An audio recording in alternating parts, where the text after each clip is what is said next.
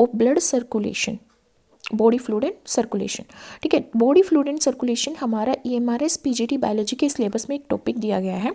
ठीक है, just like जैसे हमारा 11th बायोलॉजी में है वैसे ही टॉपिक है। ठीक है, अभी तक हम कंप्लीट कर चुके हैं हमारे टॉपिक। यहाँ पे कोएगुलेशन ऑफ ब्लड के बारे में हमने डिस्कस किया, ब्लड कंपोजिशन के बारे में डिस्कस किया, और फिर उसके हमने हार्ट का जो स्ट्रक्चर होता है, कार्डियक साइकिल जो होती है उसका, हार्ट का फंक्शन जो होता है, उन सबको डिस्कस किया।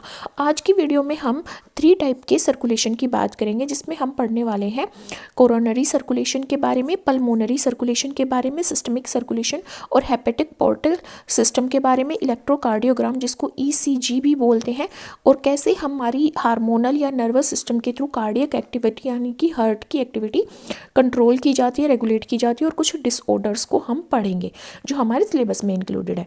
इसके बाद हमारे 2 टॉपिक रह जाएंगे, ब्लड वेसल्स और हमारा लिम्फेटिक फ्लूइड। ये 2 छोटे छोटे टॉपिक हमारे रह जाएंगे और आज हमारा ये ऑलमोस्ट कवर हो जाएगा। तो स्टार्ट करते हैं बिना देर किए अपनी फर्स्ट स्लाइड से। सबसे पहले हम पढ़ेंगे कोरोनरी सर्कुलेशन। देखो, कोरोनरी सर्कुलेशन सिर्फ हार्ट में होता है, हार्ट में जो सर्कुलेशन होता है उसी को कोरोनरी सर्कुलेशन बोला जाता है। क्या बोला जाता है? कोरोनरी सर्कुलेशन बोला जाता है। ठीक है, तो कोरोनरी सर्कुलेशन का मतलब होता है कि कोरोनरी ब्लड वेसल्स में जो कोरोनरी ब्लड वेसल्स के अंदर जो सप्लाई हो रही है, कोरोनरी ब्लड वेसल्स के अंदर मतलब कि हार्ट की ब्लड वेसल्स के अंदर जो ब्लड सप्लाई हो रही है ऑक्सीजन की या न्यूट्रिएंट की, है ना, उसको ही क्या बोला जाता है? कोरोनरी सर्कुलेशन बोला जाता है। क्या बोला जाता है? उसी को कोरोनरी सर्कुलेशन बोला जाता है। ठीक है, तो हम यहाँ पे स्टार्ट करते हैं। सबसे पहले हम बात करते हैं कि जो हमारी ब्लड सर्कुलेशन की फिजियोलॉजी है या ब्लड सर्कुलेशन के बारे में जो एक्सप्लेनेशन है वो किसने दिया था? वो किसने दिया था? सर विलियम हार्वे ने दिया था 1628 में।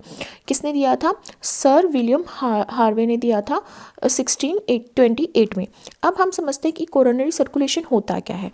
Coronary circulation is blood circulation to heart wall is known as coronary circulation. Heart wall तक, हार्ट वॉल कौन सी? मायोकार्डियम। मायोकार्डियम जो इंटरनल हार्ट वॉल होती है उसके अंदर ब्लड की सप्लाई होना ही क्या कहलाता है? कोरोनरी सर्कुलेशन कहलाता है। और ये किसके थ्रू होता है? कोरोनरी वेसल के थ्रू होता है। किसके थ्रू होता है? कोरोनरी वेसल के थ्रू होता है। तो ये कोरोनरी सर्कुलेशन क्या है? एक सिस्टम ऑफ कोरोनरी वेसल्स है, मतलब इसमें बहुत सारी कोरोनरी वेसल्स आती हैं जो ब्लड को हार्ट तक एंड फ्रॉम और हार्ट से कार्डिक मस्कुलेचर तक, मतलब कि मायोकार्डियम तक। ठीक है, मतलब हार्ट तक और हार्ट से मायोकार्डियम तक, हार्ट लगा लो और हार्ट की लेयर लगा लो मायोकार्डियम। ठीक है, तो यहाँ पे क्या होता है? ब्लड सर्कुलेशन होता है कोरोनरी वेसल्स के थ्रू, हार्ट से मायोकार्डियम, मायोकार्डियम से हार्ट, मतलब हार्ट के अंदर ही जो ब्लड सर्कुलेशन होता है उसी को क्या बोला जाता है? कोरोनरी सर्कुलेशन बोला जाता है। तो एक बार हम फ्लो चार्ट में समझ लेते हैं कि यहाँ पे क्या क्या हम स्टडी करने वाले हैं, उसके बाद हम यहाँ पे डायग्राम से समझेंगे, और उसके बाद हम यहाँ पे समझेंगे कि भाई हमारा क्या यहाँ पे थ्योरेटिकल एस्पेक्ट है। ठीक है, तो सबसे पहले हम बात करते हैं ओरिजिन की। आर्टरी सप्लाई में, आर्टरी सप्लाई की बात करेंगे, आर्टरी सप्लाई की बात करेंगे, और कोरोनरी मतलब जो हमारे वीन सप्लाई की बात करेंगे। ठीक है, मीन सप्लाई की बात करेंगे। तो सबसे पहले आता है इसमें कि जो कोरोनरी आर्टरी होती है, मैंने बोला कि कोरोनरी आर्टरी के थ्रू सर्कुलेशन होता है, वही हमारा कोरोनरी सर्कुलेशन होता है। तो जो कोरोनरी आर्टरी होती है वो कहाँ से अराइज करती है? जो कोरोनरी आर्टरी होती है, देखो यहाँ पे एक कोरोनरी आर्टरी है, यहाँ पे भी एक हमारी क्या होती है? कोरोनरी आर्टरी होती है। ठीक है, ये सारी हमारी, जैसे ये तो कार्डिक वीन हो गया, हाँ ये हमारी कोरोनरी आर्टरी है, ये भी हम इस आर्टरी में ही आते हैं, इनके भी हम पढ़ेंगे कि ये कैसे डिवीजन होता है। तो जो हमारी कोरोनरी आर्टरी होती है, right and left coronary artery दोनों ही, जो हमारी असेंडिंग अयोर्टा है, दिस इज द अयोर्टा, यहाँ पे अयोर्टा होती है, अयोर्टा से असेंडिंग अयोर्टा के बेस से अराइज होती है। राइट एंड लेफ्ट हमारी जो आर्टरी होती है, right coronary artery and left coronary artery, ये और ये। ठीक है, right and left coronary artery जो है वो असेंडिंग अयोर्टा से क्या होती है? अराइज होती हैं, है ना, अराइज होती हैं। और वो कब फील होती हैं? डायस्टोल के टाइम पे फील होती हैं, डायस्टोल के टाइम पे फील होती हैं, है ना। डायस्टोल क्या होता है, जब हार्ट रिलैक्स होता है, जब हार्ट के चारों चैम्बर रिलैक्स स्टेट में होते हैं, वो कॉमन डायस्टोल होता है। कॉमन डायस्टोल के टाइम पे हमारी ये जो राइट और लेफ्ट कोरोनरी आर्टरी ब्लड से फिल हो जाती है, इनके अंदर ब्लड फिल हो जाता है। तो यहाँ पे हम देखते हैं मेन कोरोनरी आर्टरी कौन कौन सी होती हैं। हमने बोला कि कोरोनरी सर्कुलेशन में मेन हमारा कोरोनरी वेसल्स का रोल होता है। तो कोरोनरी वेसल्स में हमारी क्या आएंगी, कोरोनरी वेसल्स में हमारी आएंगी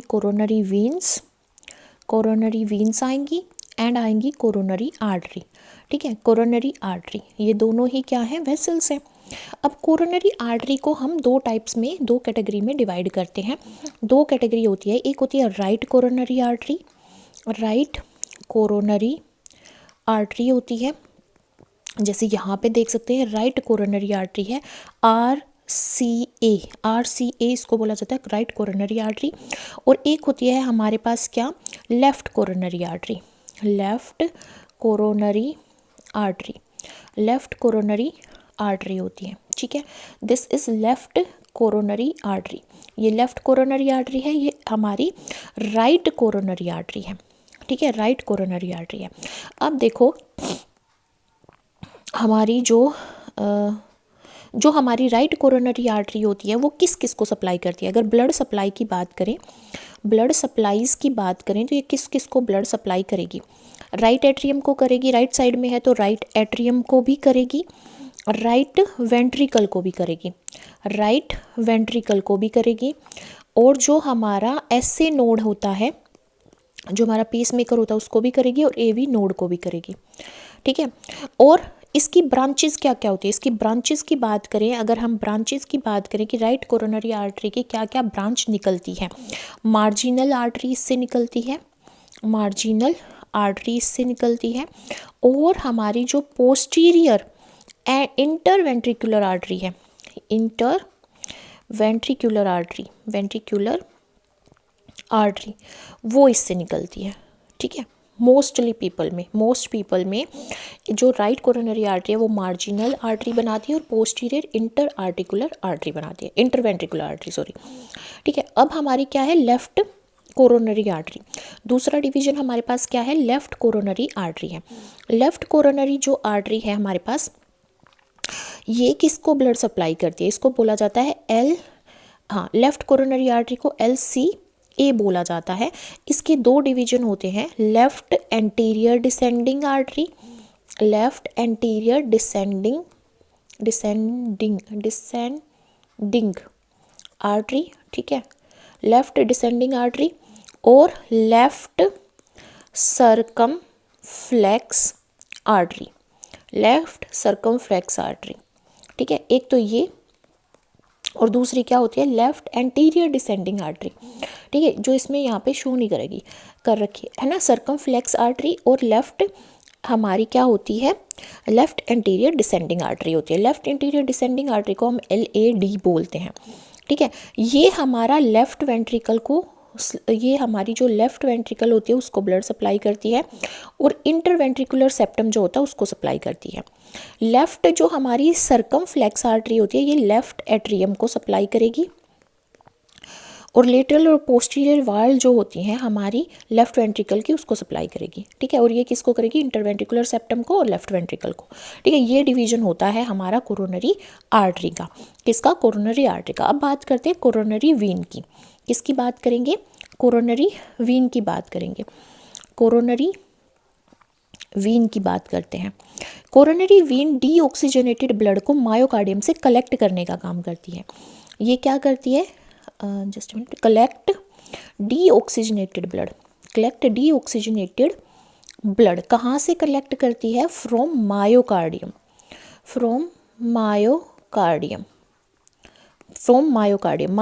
से कलेक्ट करती है। मेजर वीन की बात करें तो मेजर वीन में क्या आती है, ग्रेट कार्डियक वीन आती है और स्मॉल कार्डियक वीन आती है। ये ग्रेट कार्डियक वीन है, ये स्मॉल कार्डियक वीन है। ठीक है, तो जो एक तो स्मॉल कार्डियक वेन इसमें आती है और एक क्या आती है, ग्रेट कार्डियन वेन आती है। मेजर वेन इसकी क्या है, ग्रेट कार्डियन वेन, ये मेजर वेन है, ये क्या है, मेजर वेन है। जितनी भी कोरोनरी वेन्स होती हैं, ऑल कोरोनरी वेन्स, जितनी भी कोरोनरी वेन्स होती हैं वो अपने ब्लड को कहाँ पे ड्रेन करती हैं, कोरोनरी साइनस पे। कहाँ पे, कोरोनरी साइनस में, कोरोनरी साइनस में वो क्या करती हैं, अपने ब्लड को क्या करती हैं, ड्रेन करती हैं। और जो कोरोनरी साइनस है वो कहाँ पे ओपन होता है, वो ओपन होता है राइट एट्रियम में। Again I am repeating, coronary veins collect करती है डीऑक्सीजनेटेड ब्लड मायोकार्डियम से। ठीक है, मायोकार्डियम क्या है, लाइनिंग है, हार्ट की कवरिंग है, लेयर है। जितनी भी कोरोनरी वेन होती है उसमें मेजर वेन होती है ग्रेट कार्डियक वेन, दूसरी होती है स्मॉल कार्डियक वेन। जितनी भी कोरोनरी वेन है वो कोरोनरी साइनस में ओपन होंगी, अपने ब्लड को ड्रेन करेंगी कोरोनरी साइनस में, फिर वहाँ से आएगा राइट एट्रियम के अंदर। ठीक है, देखो यहाँ पे क्या बोला गया है कि कोरोनरी आर्टरी क्या करती हैं, ये ऑक्सीजनेटेड ब्लड को हार्ट के मायोकार्डियम तक पहुँचाती हैं। ऑक्सीजनेटेड ब्लड को कहाँ पहुँचाती है, हार्ट के मायोकार्डियम में पहुँचाती हैं। कार्डिक वेन क्या करती है, डीऑक्सीजनेटेड ब्लड को हार्ट से रिसीव करती है ना, हार्ट से रिसीव करती है। तो कोरोनरी आर्टरी की बात करें, दो कोरोनरी आर्टरी हैं जो अयोर्टा के बेस से, असेंडिंग बेस से क्या करती हैं, जहाँ पे हमारा कोरोनरी सल्कस प्रेजेंट होता है उसके बेस से हमारी कोरोनरी आर्टरी अराइज करती है, मतलब उसका ओरिजिन पॉइंट है वो। अब हमारी लेफ्ट कोरोनरी आर्टरी होती है और राइट कोरोनरी आर्टरी होती है। लेफ्ट कोरोनरी आर्टरी जो है हमारी, लेफ्ट कोरोनरी आर्टरी की बात कर रहे हैं, LCA की बात कर रहे हैं। इसकी दो ब्रांचेज होती हैं जो सप्लाई करती है लेफ्ट एट्रियम को सप्लाई करेंगी और लेफ्ट वेंट्रिकल को सप्लाई करेंगी। ठीक है, लेफ्ट एट्रियम को सप्लाई करेंगे और लेफ्ट वेंट्रिकल को सप्लाई करेंगी और इंटरवेंट्रिकुलर सेप्टम को सप्लाई करेंगी।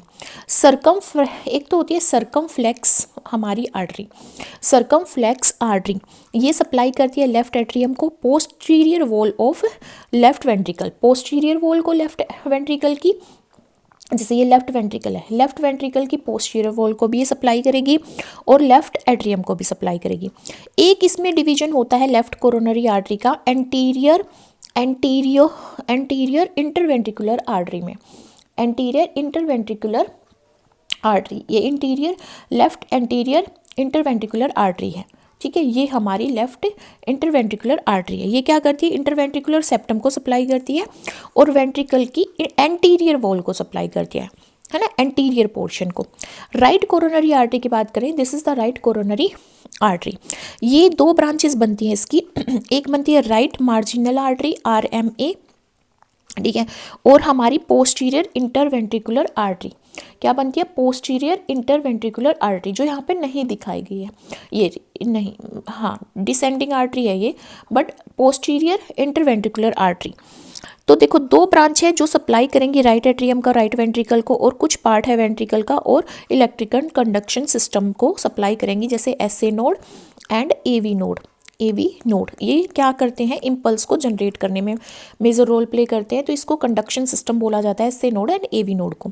राइट मार्जिनल आर्टरी जो है वो राइट साइड ऑफ हार्ट और superficial part of ventricle, right side of heart का मतलब है right atrium.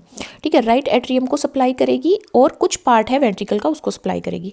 Posterior interventricular artery interventricular septum को और वेंट्रिकल की पोस्टीरियर वॉल को सप्लाई करेगी।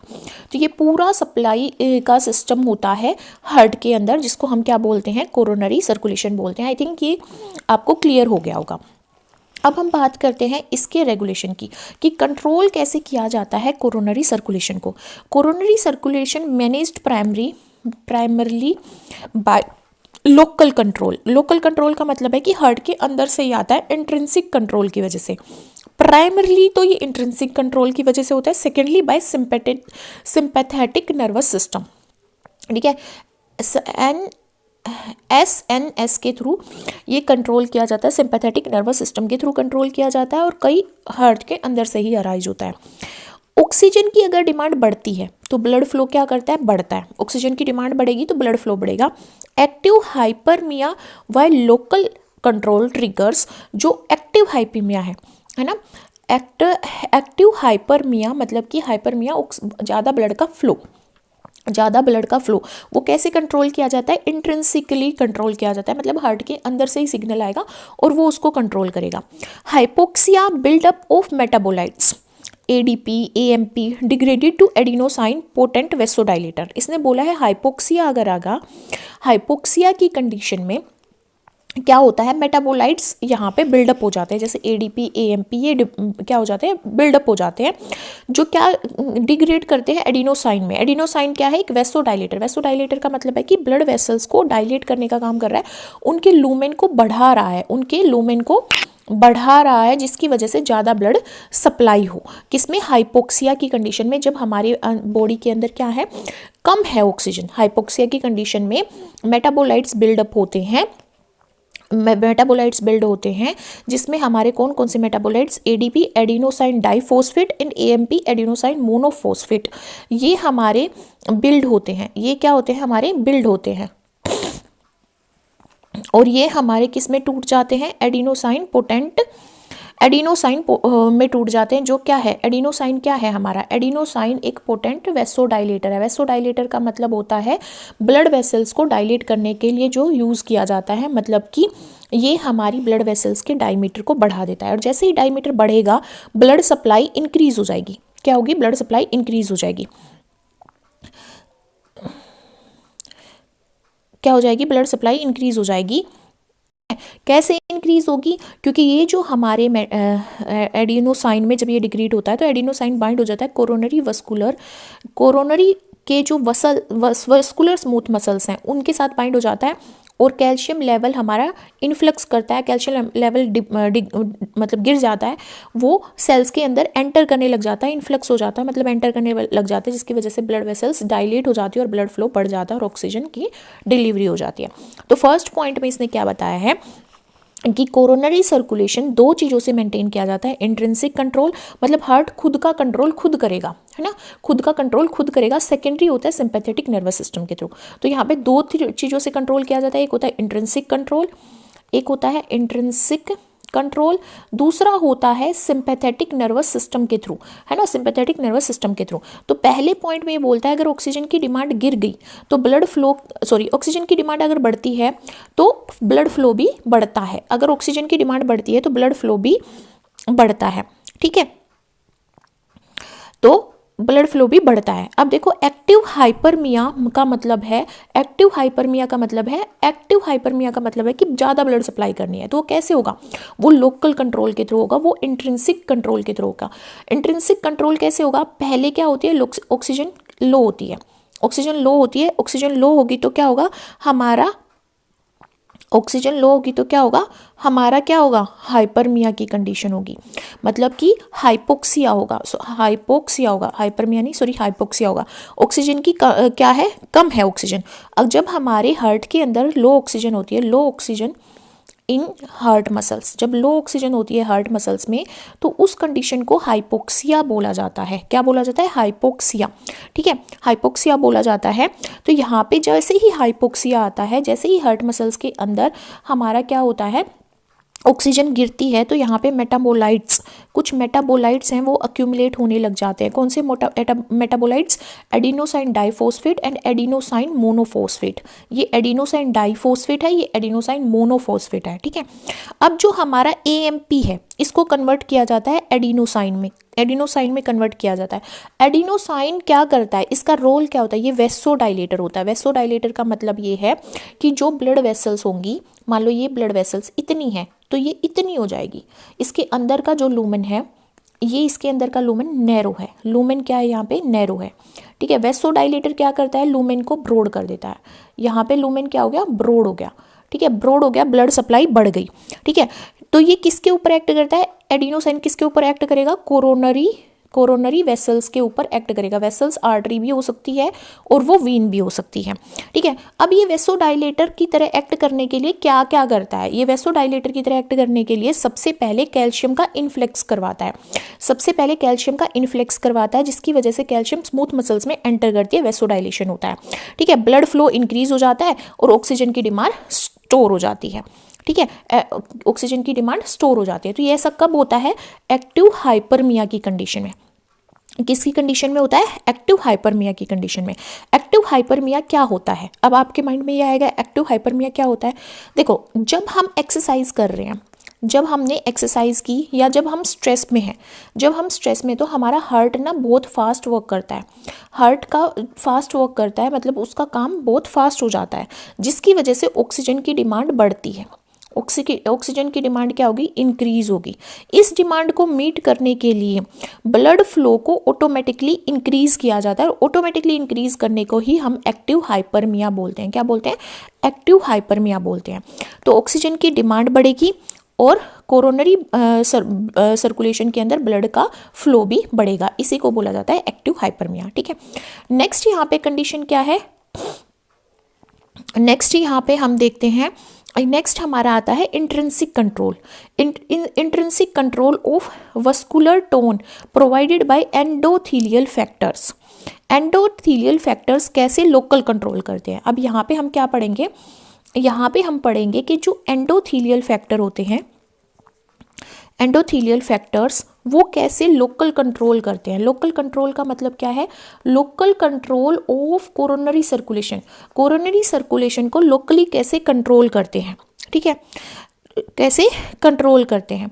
अब देखो, एंडोथीलियम लाइनिंग क्या होती है? ब्लड वेसल्स की लाइनिंग, एंडोथीलियम लाइनिंग। ठीक है, मैं बात कर रही हूँ यहाँ पे एंडोथीलियम लाइनिंग की। एंडोथीलियम जो होती है वो क्या रिलीज करती है? एंडोथीलियम रिलीज करती है यहाँ पे, एंडोथीलियम रिलीज करती है nitric oxide, NO nitric oxide को रिलीज करती है, जिसकी वजह से क्या होता है? आर्ट्रियल स्मूथ मसल्स, आर्टरी की स्मूथ मसल्स रिलैक्स हो जाती है। रिलैक्स होने का मतलब क्या है? वेसो डायलेशन हो जाता है। वेसो डायलेशन मतलब आर्टरी की जो लूमेन होगा वो डायलेट हो जाता है। ठीक है, दूसरा ये प्रोस्टासाइक्लिन PGI2, प्रोस्टासाइक्लिन क्या है? PGI2, ये भी रिलीज करती है, जो वेसो डायलेटर का काम करता है। वेसो डायलेटर मतलब कि ब्लड वेसल्स को डायलेट करने का काम करता है। Endothelium derived hyperpolarising factor EDHF को भी ये रिलीज करती है, जो वेसो डायलेटर का काम करता है। एंडोथीलिन फर्स्ट, ये क्या है? वेसो कॉन्स्ट्रिक्शन है, वेसो कॉन्स्ट्रिक्शन है। बाकी सारे वेसो डायलेट कर रहे हैं, ये लुमेन को नैरो कर रहा है, तो ओवरऑल इफेक्ट क्या होगा? ज़्यादा वेसोडाइलेशन होगा। तो एंडोथीलियम क्या होती है? Lining of blood vessels, lining of blood vessels. Blood vessels artery भी होती है, वीन्स भी होती हैं। ठीक है, तो ये क्या क्या रिलीज करती है? ये सबसे पहले नाइट्रिक ऑक्साइड रिलीज करती है, ये प्रोस्टासाइक्लिन रिलीज करती है, प्रोस्टासाइक्लिन PGI2 रिलीज करती है ना। Endothelium derived hyperpolarising factor release करती है, और ये तीनों ही क्या है? ये तीनों ही वेसोडाइलेटर है। वेसोडाइलेटर का मतलब क्या है? अगर लूमेन नैरो है तो इसको ब्रॉड कर देंगी। ठीक है, बट इनमें एक एक्सेप्शन है, एंडोथेलिन फर्स्ट। एंडोथेलिन फर्स्ट क्या है? वेसो कॉन्स्ट्रिक्टर जो क्या करता है? लूमेन ब्रॉड है तो उसको नैरो कर देता है। तो यहाँ पे सिर्फ ये नैरो कर रहा है, बाकी सब ब्रॉड कर रहे हैं, तो मोर इफेक्ट क्या होगा? वेसोडाइलेशन का होगा, ज़्यादा ब्लड सप्लाई होगी। नेक्स्ट है रिएक्टिव हाइपरमिया। नेक्स्ट हमारे पास क्या है? रिएक्टिव हाइपरमिया है। नेक्स्ट हमारे पास क्या है? Reactive hyperaemia. क्या है? Reactive hyperaemia. रिएक्टिव हाइपरमिया क्या है? रिएक्टिव हाइपरमिया कब होता है? सिस्टोल के टाइम पे, ड्यूरिंग सिस्टोल। सिस्टोल कब होता है? कॉन्ट्रैक्शन। ठीक है, कॉन्ट्रैक्शन हो रहा है जब हमारे हार्ट के चैम्बर में, उस टाइम पे रिएक्टिव हाइपरमिया होता है। ये एक्टिव हाइपरमिया था, ये रिएक्टिव हाइपरमिया है। ठीक है, जब कोरोनरी वेसल्स कंप्रेस्ड होती है तो उसको सिस्टोल बोलते हैं। जब कोरोनरी वेसल्स क्या होती है? Are compressed. जब कोरोनरी वेसल्स क्या होती है? कंप्रेस्ड होती हैं, तो तब हमारा सिस्टोल होता है, कॉन्ट्रैक्शन होता है। इस टाइम पे क्या होता है? ब्लड फ्लो टेम्पररी गिर जाता है। इस टाइम पे ब्लड फ्लो क्या होता है? टेम्पररी गिर जाता है। ब्लड फ्लो जो होता है वो क्या करता है? टेम्पररी गिर जाता है, टेम्पररी गिरता है। ठीक है, तो ऑक्सीजन की कमी हो जाती है ना। तो सिस्टोल स्टार्ट होता है, तो सॉरी ऑक्सीजन की कमी होगी, हाँ ब्लड फ्लो गिर गया तो ऑक्सीजन की भी क्या होगी, कमी होगी। ऑक्सीजन की जैसे ही कमी होगी डायस्टोल स्टार्ट हो जाएगा।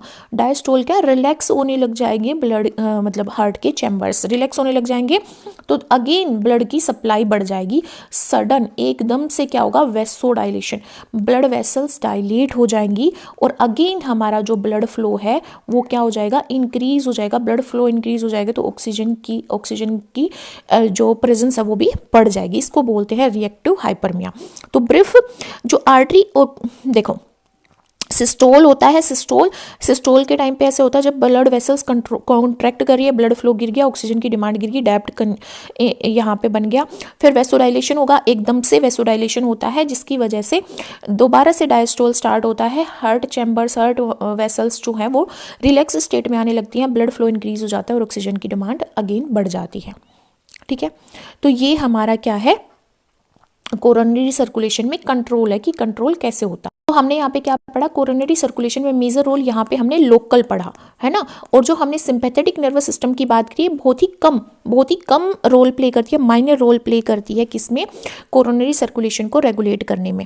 मेनली ये रेगुलेट किया जाता है लोकल इंट्रिंसिक फैक्टर्स के थ्रू। ठीक है, इंट्रिंसिक फैक्टर के थ्रू। तो देखो यहाँ पे कुछ पॉइंट आपको याद रखने हैं कि एडिनोसाइन जो है, एडिनोसाइन क्या है हमारा, एडिनोसाइन वेसो डायलेटर का काम करता है। इंक्रीज ऑक्सीजन डिमांड कॉजेज, अगर इंक्रीज होगी ऑक्सीजन की डिमांड जैसे एक्सरसाइज के टाइम पे, स्ट्रेस के टाइम पे, तो एक्टिव हाइपरमिया होगा। क्या होगा, एक्टिव हाइपरमिया होगा। ठीक है, ब्लड फ्लो अगर डायस्टोल के टाइम पे इंक्रीज करना है तो हमारा रिएक्टिव हाइपरमिया होगा। ठीक है, ये पॉइंट्स आपको याद रखने हैं एग्जामिनेशन पॉइंट ऑफ व्यू से। नेक्स्ट हमारे पास क्या है, पल्मोनरी सर्कुलेशन है। नेक्स्ट हमारे पास क्या है, पल्मोनरी सर्कुलेशन। ठीक है, pulmonary circulation, circulation between lungs and heart. Circulation जो हमारा हार्ट और लंग्स के बीच में होता है उसको क्या बोलते हैं, पल्मोनरी सर्कुलेशन बोलते हैं। पल्मोनरी सर्कुलेशन का मेन फंक्शन क्या होता है, ब्लड के अंदर ऑक्सीजन पहुंचाना, मतलब कि oxygenation of blood, oxygenation of blood मतलब ब्लड के अंदर ऑक्सीजन की अमाउंट को बढ़ाना ही क्या है, पल्मोनरी सर्कुलेशन का मेन फंक्शन है। ठीक है, pulmonary circulation is the flow of blood. यहाँ पे क्या होता है, यहाँ पे राइट वेंट्रिकल से लंग्स में जाता है ब्लड, किसके थ्रू, पल्मोनरी आर्टरी के थ्रू। पल्मोनरी आर्टरी, देखो आर्टरी हमारी, मैं ऐसे ही याद करवाती हूँ, एक वर्ड होता है अवे, अवे में भी ये आता है, आर्टरी में भी ये आता है। तो हमेशा याद रखना है कि आर्टरी अवे लेके जाएगी ब्लड, मतलब अवे फ्रॉम हार्ट, हार्ट से दूर लेके जाएगी। तो जब हार्ट से दूर लंग्स में जाना तब भी कौन लेके जाएगी, पल्मोनरी आर्टरी। पल्मोनरी वर्ड क्यों यूज़ हुआ है, लंग्स के लिए यूज़ हुआ है। ठीक है, आर्टरी तो वेसल्स है, पल्मोनरी वर्ड लंग के लिए यूज़ हुआ था। तो राइट वेंट्रिकल में क्या होता है, डीऑक्सीजनेटेड ब्लड होता है, कार्बन डाइऑक्साइड रिच ब्लड होता है, जिसको पल्मोनरी आर्टरी लंग्स में लेके जाएगी। ठीक है, लंग्स में लेके जाएगी। और फिर पल्मोनरी वीन, पल्मोनरी वीन क्या करती है, हार्ट के टुवार्ड्स लेके आती है ब्लड को। तो पल्मोनरी वर्ड लंग्स के लिए यूज हुआ है और वीन तो हमारी ब्लड वेसल्स है, वो ऑक्सीजनेटेड ब्लड मतलब कि ऑक्सीजन रिच ब्लड को लेफ्ट एट्रियम में लेके आएगी। तो ये हमारा एक्सचेंज ऑफ गैसेज यहाँ पे हो रहा है। लंग्स क्या करता है, यहाँ पे कार्बन डाइऑक्साइड को बाहर भेज देता है और ऑक्सीजन को अंदर ले लेता है, इनहेल कर लेता है। इसको बोला जाता है पल्मोनरी सर्कुलेशन। ये सिर्फ ये ऊपर वाला जो है ये पल्मोनरी सर्कुलेशन है। क्लियर है, ये क्या है, पल्मोनरी सर्कुलेशन है। और ये हमारा इसका क्या है, पाथवे है। इसका पाथवे भी बहुत छोटा सा है। एग्जामिनेशन पॉइंट ऑफ व्यू से हमें सिर्फ ये याद रखना है कि पल्मोनरी आर्टरी क्या करेगी, डीऑक्सीजनेटेड ब्लड लेके आएगी, और पल्मोनरी वीन क्या करेगी, ऑक्सीजनेटेड ब्लड लेके आएगी। ठीक है, अब देखो यहाँ पे नेक्स्ट हमारे पास आता है सिस्टमिक सर्कुलेशन। नेक्स्ट हमारा क्या आता है, ठीक है, हम यहाँ पे पहले पल्मोनरी सर्कुलेशन का हम पढ़ेंगे कि यहाँ पे पल्मोनरी सर्कुलेशन को कंट्रोल कैसे किया जाता है, उसके बाद हम सिस्टमिक सर्कुलेशन कंट्रोल की बात करते हैं पल्मोनरी सर्कुलेशन में। तो यहाँ पे मेन कंट्रोलिंग फैक्टर होता है ऑक्सीजन लेवल, या फिर हम कह सकते हैं पार्शियल प्रेशर ऑफ ऑक्सीजन। क्या कह सकते हैं, पार्शियल प्रेशर ऑफ ऑक्सीजन। ठीक है, लंग्स के अंदर लो ऑक्सीजन अगर होगी, अगर लंग्स में लो ऑक्सीजन है, तो ये क्या करेगी, ये कोज करेगी वेसोडाइलेशन और वेसो कॉन्स्ट्रिक्शन, ये पूछा जाता है। ठीक है, क्या करेगी, वेसो डायलेशन करेगी या वेसो कॉन्स्ट्रिक्शन करेगी। अगर लंग्स के अंदर ऑक्सीजन कम होगी तो ये क्या करेगी, वेसो कॉन्स्ट्रिक्शन करेगी या वेसो डायलेशन, ये क्या करेगी, वेसो कॉन्स्ट्रिक्शन करेगी। ये क्वेश्चन पूछा जाता है कि अगर लंग्स के अंदर लो ऑक्सीजन होगी तो ये क्या करेगी, ये वेसो डायलेशन करेगी या वेसो कॉन्स्ट्रिक्शन करेगी, ये वेसो कॉन्स्ट्रिक्शन करेगी। तो देखो, अगर लो ऑक्सीजन है, मतलब कि लो ऑक्सीजन का मतलब क्या है, हाइपोक्सिया है। लो ऑक्सीजन मतलब कि हाइपोक्सिया, किसके अंदर, लंग्स की एल्वियोलाई के अंदर अगर लो ऑक्सीजन है तो हाइपोक्सिया की कंडीशन यहाँ पे क्रिएट होगी। तो यहाँ पे जो पल्मोनरी आर्टरीज होती हैं, पल्मोनरी आर्टरियोल्स जो होती हैं वो क्या करती हैं, वो कॉन्स्ट्रिक्ट करती हैं, उनका लूमेन क्या हो जाता है, नैरो हो जाता है। और जो ब्लड होता है यहाँ पे, वो कहाँ पे चला जाता है, ब्लड को डाइवर्ट कर दिया जाता है ऐसी एल्वियोलाइज में जो वेंटिलेटेड है, जहाँ पे ऑक्सीजन की सप्लाई हो रही है। तो ब्लड कहाँ पे चला जाता है, वेल वेंटिलेटेड एल्वियोलाई में। ठीक है, एल्वियोलाई में जाता है, जिसकी वजह से गैस एक्सचेंज यहाँ पे इम्प्रूव हो जाता है। गैस एक्सचेंज क्या हो जाता है, इम्प्रूव हो जाता है, और ब्लड के अंदर हमारी ऑक्सीजन मिल जाती है। ठीक है, तो इसको क्या बोलते हैं, हाइपोक्सिया पल्मोनरी वेसो कॉन्स्ट्रिक्शन। हाइपोक्सिया मतलब लो ऑक्सीजन के टाइम पे वेसो कॉन्स्ट्रिक्शन होता है और ब्लड कहाँ पे चला जाता है, ऐसी एल्वियोलाई में चला जाता है जहाँ पे गैसियस एक्सचेंज अच्छा हो रहा है और ब्लड में ऑक्सीजन मिल जाती है। ठीक है, ब्लड में क्या हो जाती है, ऑक्सीजन मिल जाती है। ठीक है, अब हम बात करते हैं सिस्टमिक सर्कुलेशन की। अब किसकी बात करते हैं, सिस्टमिक सर्कुलेशन की बात करते हैं। ठीक है, सिस्टमिक सर्कुलेशन क्या है, सिस्टमिक सर्कुलेशन इज नथिंग बल्कि circulation between heart and various body part. Heart से बॉडी पार्ट्स में जो सर्कुलेशन होता है उसको क्या बोलते हैं, सिस्टमिक सर्कुलेशन बोलते हैं। ये हमारा क्या है, सिस्टमिक सर्कुलेशन। यहाँ पे क्या होता है, जो ऑक्सीजनेटेड ब्लड है वो अयोर्टा में पास होता है। देखो क्या होता है, हमारा क्या होता है, यहाँ पे ब्लड सप्लाई कहाँ से होती है, लेफ्ट वेंट्रिकल से हमारा जो ब्लड है, लेफ्ट वेंट्रिकल के अंदर ऑक्सीजनेटेड ब्लड होता है। क्या होता है, ऑक्सीजनेटेड ब्लड होता है लेफ्ट वेंट्रिकल के अंदर, ऑक्सीजन रिच ब्लड होता है जो किस में जाता है, अयोर्टा में खुलता है यहाँ पे सेमी लूनर वाल्व के थ्रू। लेफ्ट वेंट्रिकल ओपन होती है अयोर्टा में। अयोर्टा क्या है, लार्जेस्ट आर्टरी है, इसके अंदर सेमी लूनर वाल्व के थ्रू लेफ्ट वेंट्रिकल ओपन होती है। फिर वो आर्टरीज में टूटती है, आर्टरीज से टिश्यू के अंदर वो कैपिलरीज में टूटती है और कैपिलरीज यहाँ पे ब्लड एक्सचेंज करती है टिश्यूज के अंदर। यहाँ पे भी कैपिलरीज प्रेजेंट होती हैं और कैपिलरीज यहाँ पे ब्लड एक्सचेंज करती है वीन्स के साथ। Veins deoxygenated blood, carbon dioxide rich blood लेके जाती हैं, क्योंकि मेटाबॉलिक डिग्रेडेशन से कार्बन डाइऑक्साइड बनती है। ठीक है, मेटाबॉलिज्म की वजह से कार्बन डाइऑक्साइड बनती है टिश्यूज में, जिसकी वजह से वीन्स उसको अपटेक करती है और फिर सुपीरियर वेना केवा या इंफीरियर वेना केवा के through, superior vena cava upper body part से लेके आती है और यहाँ पे अगर इन्फीरियर वेना केवा होती तो वो लोअर बॉडी पार्ट से लेके आती। वेना केवा क्या होती है, vena cava is largest Wien. Vena cava क्या होती है, लार्जेस्ट वीन होती है। ये दोनों किसको सप्लाई करती है, राइट एट्रियम को ब्लड सप्लाई करती है। तो राइट एट्रियम में deoxygenated blood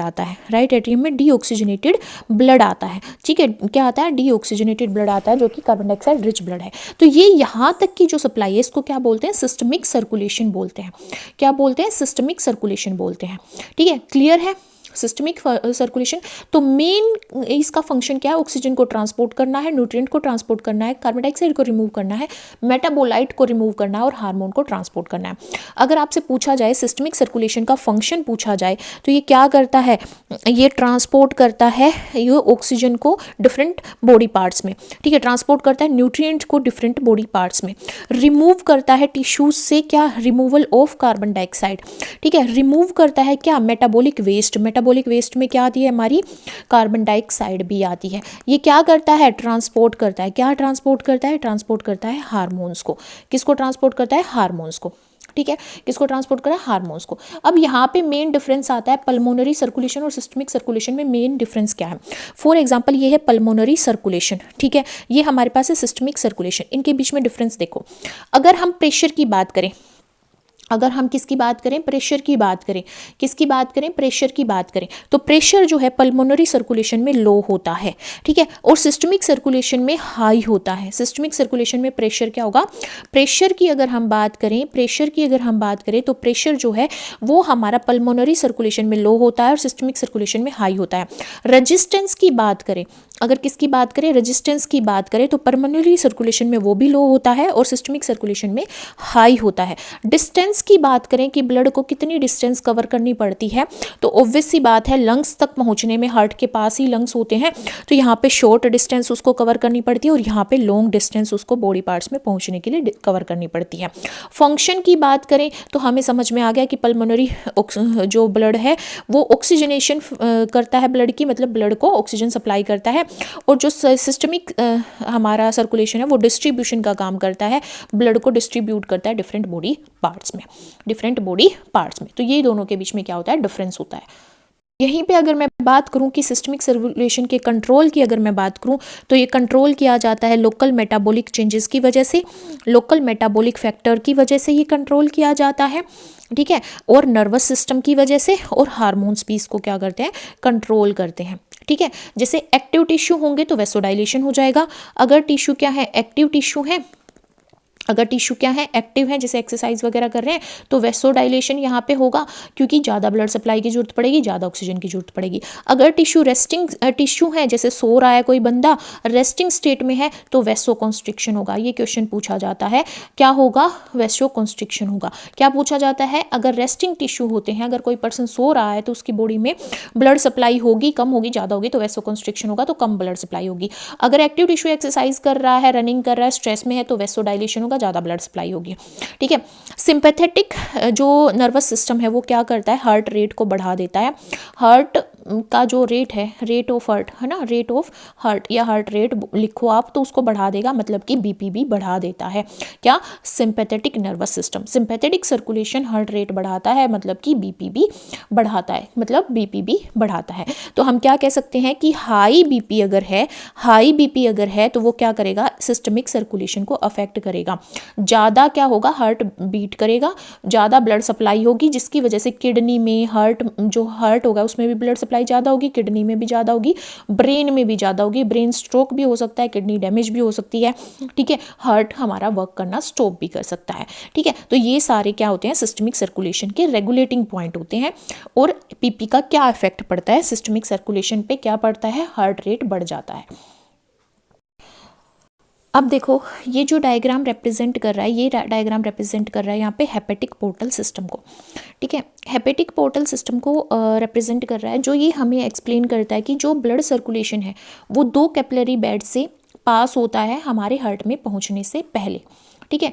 hepatic portal system circulation एक सिस्टम है जो न्यूट्रिएंट रिच ब्लड को, मतलब जिसके अंदर सारे हमारे मतलब विटामिन, प्रोटीन, ये सब होते हैं, न्यूट्रिएंट रिच ब्लड को डाइजेस्टिव ऑर्गन से लीवर में पहुंचाता है, ठीक है। तो ये जर्नल सर्कुलेशन के अंदर आता है।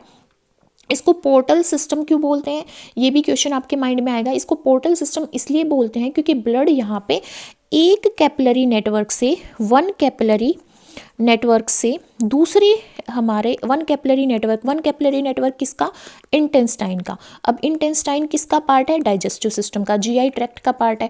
वहाँ से यहाँ पे ब्लड किसके अंदर जाता है, अनदर कैपिलरी बेड में जाता है, दूसरे कैपिलरी बेड में या कैपिलरी नेटवर्क में जाता है, और वो कैपिलरी नेटवर्क होता है लीवर का।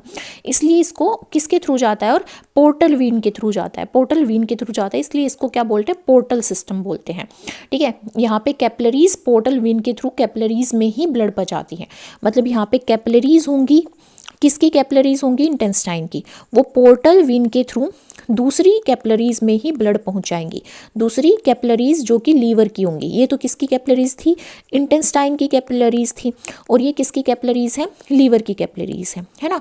यहाँ पे पहुंचाती है, इसलिए इसको पोर्टल सिस्टम बोलते हैं। और ये न्यूट्रिएंट रिच ब्लड को पहुंचाती है, न्यूट्रिएंट रिच ब्लड को लीवर तक पहुंचाती है, इसलिए इसको जनरल सर्कुलेशन के अंदर इंक्लूड किया गया है। अब ये यहाँ पे हमारा हेपेटिक पोर्टल वीन का ही यहाँ पे ये डायग्राम है, जिसमें सेंटर में दिखाई गई है हमारी पोर्टल वीन, ठीक है। तो देखो अगर हम बात करें हेपेटिक पोर्टल वीन की। हेपेटिक पोर्टल वीन की बात करें, इसको हम बाद में डिस्कस करेंगे, पहले हम अपने हिसाब से समझते हैं, जैसे मतलब पहले मैं एक्सप्लेन करूँगी फिर मैं थ्योरेटिकल एस्पेक्ट पे आऊँगी। तो देखो जो हमारी हेपेटिक पोर्टल वीन है, ये वीन है portal vein. Portal vein hepatic word में यूज़ कर रही हूँ, इसके लिए हेपेटिक वर्ड जो होता है वो लीवर के लिए यूज़ किया जाता है। ठीक है, किसके लिए यूज़ किया जाता है? लीवर के लिए। तो ये वीन क्या है? हेपेटिक पोर्टल वीन है। हेपेटिक पोर्टल वीन है ये। ठीक है, ये किस किस से मिलके बनी है? Hepatic portal vein superior mesenteric vein से मिलके बनी है। सुपीरियर मेजेंट्रिक वीन से मिलके बनी है। सुपीरियर मेजेंट्रिक वीन, ये सुपीरियर मेजेंट्रिक वीन है। और स्प्लीनिक वीन से बनी है। स्प्लीनिक वीन से बनी है, ये स्प्लीनिक वीन है। तो एक ये और एक ये सुपीरियर मेजेंट्रिक वीन और हमारी सुपीरियर वीन। ये जो पोर्टल वीन है, देखो ये वाला हिस्सा और ये वाला हिस्सा, ये इन्फीरियर है, सॉरी ये पोस्टीरियर। तो ये और ये, जस्ट अ मिनट, जो हमारी हेपेटिक पोर्टल वीन है वो इस वाले पार्ट से मिलके बनी है, ये क्या है? Superior mesenteric vein. और इस वाले पार्ट से मिलके बनी है जो कि स्प्लीनिक वीन। मेन तो यही है, बाद में डिवीजन हो गया इसका इन्फीरियर मेजेंट्रिक वीन में। ठीक है, तो हमारा ये क्वेश्चन अगर आपसे पूछा जाता है कि हेपेटिक पोर्टल वीन किस किस से मिलके बनी है, हेपेटिक वर्ड किसके लिए आता है? लीवर के लिए। हेपेटिक पोर्टल वीन हमारी superior mesenteric vein and splenic vein से मिलके बनी है। ठीक है, अब इसकी छोटी छोटी ट्राइब्यूटरीज हैं, जैसे नदियों की ट्राइब्यूटरीज होती है ना, इसकी छोटी छोटी ब्रांचेस निकली हुई हैं। जैसे अब ये सुपीरियर मेजेंट्रिक वीन है, ये ब्लड को कहाँ से कलेक्ट करती है, ये देखते हैं। ये कलेक्ट करती है ब्लड को, कहाँ से कलेक्ट करती है? ब्लड को ये कलेक्ट करेगी, ब्लड को कलेक्ट करेगी ये स्मॉल इंटेस्टाइन से। स्मॉल इंटेस्टाइन से ब्लड को कलेक्ट करेगी। केइकम से करेगी, केइकम से असेंडिंग कोलोन से करती है। असेंडिंग कोलोन से भी ये ब्लड को क्या करती है? कलेक्ट करती है। और जो पार्ट है ट्रांसवर्स कोलोन का, पार्ट ऑफ ट्रांसवर्स कोलोन, वहाँ से भी ये क्या करती है? ब्लड को कलेक्ट करती है। ठीक है, तो यहाँ पे जो ब्लड होता है, यहाँ पे जो ब्लड होता है उसके अंदर ग्लूकोज भी होता है, अमाइनो एसिड्स भी होते हैं और उसके अंदर विटामिन्स भी होते हैं। ठीक है, यहाँ पे ये जो ब्लड रिसीव किया जा रहा है वो स्मॉल इंटेस्टाइन से, केकम से, असेंडिंग कोलोन से और ट्रांसवर्स कोलोन के पार्ट से कलेक्ट किया जा रहा है। इसके थ्रू? सुपीरियर मेजेंट्रिक वेन के थ्रू। इसीलिए इस ब्लड के अंदर ग्लूकोज, अमाइनो एसिड और विटामिन ज़्यादा होते हैं। अब आगे इसका डिवीजन देखो, आगे इसका डिवीजन किस में है? इन्फीरियर मेजेंट्रिक वेन में है। किस में है? इन्फीरियर मेजेंट्रिक वेन में है। अब जो इन्फीरियर मेजेंट्रिक वेन है ये किससे ब्लड को कलेक्ट करती है? ये ब्लड को कलेक्ट करती है, ये ब्लड को कलेक्ट करती है हमारे डिसेंडिंग कोलोन से। किससे? डिसेंडिंग कोलोन से करती है, सिग्मोइड कोलोन से करती है। Descending colon, sigmoid colon, sigmoid colon से करती है और रेक्टम से करती है, रेक्टम से करती है। ठीक है, जो इन्फीरियर मेजेंट्रिक वेन है वो ब्लड को कहाँ कहाँ से कलेक्ट करती है? डिसेंडिंग कोलोन से, सिग्मोइड कोलोन से और रेक्टम से। और ये किसको ज्वाइन करती है? इट जॉइंस किसको ज्वाइन करेगी ये? It joins splenic when, splenic when को ये ज्वाइन करेगी। ठीक है, अब जो स्प्लीनिक वेन है ये ब्लड को कहाँ से कलेक्ट करती है? ये ब्लड को कलेक्ट करती है, यहाँ पे अगर हम ब्लड की बात करें, अगर ब्लड कलेक्ट करने की बात करें, ब्लड को कलेक्ट करने की बात करें, तो जो ब्लड कलेक्ट किया जा रहा है यहाँ पे वो स्प्लीन से कलेक्ट किया जा रहा है, स्प्लीन से, पैनक्रियाज से कलेक्ट किया जा रहा है और स्टमक से कलेक्ट किया जा रहा है। ठीक है, ब्लड जो है वो स्प्लीन से कलेक्ट किया जाता है, पैनक्रियाज से कलेक्ट किया जाता है और स्टमक से मतलब क्या किया जाता है? कलेक्ट किया जाता है। और फिर ये किसको ज्वाइन करती है? ये यहाँ पे सुपीरियर मेजेंट्रिक वेन को ज्वाइन करती है और बाद में किस में खुलती है? पोर्टल वेन में। देखो यहाँ से ये किसको ब्लड कलेक्ट करके लेके आएगी? स्प्लीन से, पैनक्रियाज से, स्टमक से। और किसके साथ ज्वाइन हो जाएगी? सुपीरियर मेजेंट्रिक वेन के साथ। और फिर कहाँ पे ओपन होगी? पोर्टल वेन में। किस में ओपन होगी? पोर्टल वेन में। इतना क्लियर है? Again I am repeating. देखो यहाँ पे क्या होता है, यहाँ पे क्या होता है? हमारी पोर्टल वेन जो है उसकी मेन ब्रांचेस होती हैं सुपीरियर मेजेंट्रिक वेन, दूसरी होती है स्प्लीनिक वेन। अब स्प्लीनिक वेन यहाँ पे एक और डिवीजन शो करती है जिसको हम इन्फीरियर मेजेंट्रिक वेन बोलते हैं। ठीक है, अब देखो जो सुपीरियर मेजेंट्रिक वेन है वो ब्लड को कलेक्ट करती है स्मॉल इंटेस्टाइन से, केकम से, असेंडिंग कोलोन से और ट्रांसवर्स कोलोन के पार्ट से। ठीक है, ये ब्लड ग्लूकोज रिच होता है, अमाइनो एसिड इसमें होते हैं, विटामिन्स होते हैं। ठीक है, अब दूसरी हमारी क्या है? इन्फीरियर मेजेंट्रिक वेन जो स्प्लिंग वेन से जुड़ेगी। इन्फीरियर मेजेंट्रिक वेन जो है ब्लड को कलेक्ट करती है डिसेंडिंग कोलोन से, सिग्मोइड कोलोन से और रेक्टम से, और ये किसको ज्वाइन करती है? स्प्लेनिक वेन को। यहाँ पे ये ज्वाइन कर देती है, यहाँ पे ये ज्वाइन कर लेती है। अब ये स्प्लेनिक वेन और सुपीरियर मेजेंट्रिक वेन यहाँ पे ज्वाइन होकर पोर्टल वेन में ओपन होती है। ठीक है, स्प्लेनिक वेन भी कलेक्ट करती है ब्लड को स्प्लीन से, पैनक्रियास से और स्टमक से। पोर्टल वेन में ओपन हो गई, कलेक्ट हो गया पोर्टल वेन का। अब देखो यहाँ पे हमें दिख रही है गैस्ट्रिक वेन। हमें क्या दिख रही है? गैस्ट्रिक वेन दिख रही है। हमें यहाँ पे क्या दिख रही है? गैस्ट्रिक वेन दिख रही है।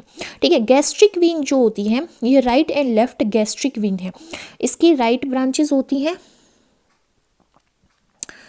देखो ये राइट और लेफ्ट हमारी क्या होती है? इसकी गैस्ट्रिक वेन की ब्रांचेस होती हैं जो स्टमक से पोर्टल वेन में। गैस्ट्रिक वर्ड किसके लिए आता है? स्टमक के लिए। गैस्ट्रिक वर्ड स्टमक के लिए आता है। तो ये लेफ्ट और राइट ब्रांचेज हैं जो ब्लड को लेके आएंगी स्टमक से और पोर्टल वेन में ओपन हो जाएंगी। ठीक है, ये स्टमक से क्या लेके आएंगी? ब्लड को लेके आएंगी और पोर्टल वेन में ओपन हो जाएंगी। ठीक है, अब जो हेपेटिक पोर्टल वेन है यहाँ पे कलेक्ट हो गया, गैस्ट्रिक वेन भी इसमें आ गई, स्प्लेनिक वेन भी आ गई, इन्फीरियर मेजेंट्रिक वेन भी आ गई, सुपीरियर मेजेंट्रिक वेन भी आ गई। ये सारी पोर्टल वेन में ओपन हो चुकी है। अब ये पोर्टल वेन यहाँ पे हार्ट में एंटर करेगी और यहाँ पे आएंगे लीवर साइनोसॉइड्स। ठीक है, यहाँ पे हेपेटिक पोर्टल वेन एंटर करती है लीवर के अंदर एंटर करती है